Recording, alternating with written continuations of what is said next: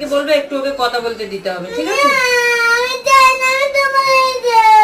আমাকেই চাও তো। সব বাচ্চারাই পড়তে যাওয়ার আগে মাকেই বেশি চায়, মাকেই বেশি ভালোবাসে, কিন্তু খেলতে যাবার টাইমে না। এই কান্নাটা ছিল হচ্ছে পড়তে যাবার জন্য। কান্না থামিয়ে দেখো ওর জন্য রুটি আর ফুটি নিয়ে আসলাম, এটাই ওকে খাইয়ে দিলাম।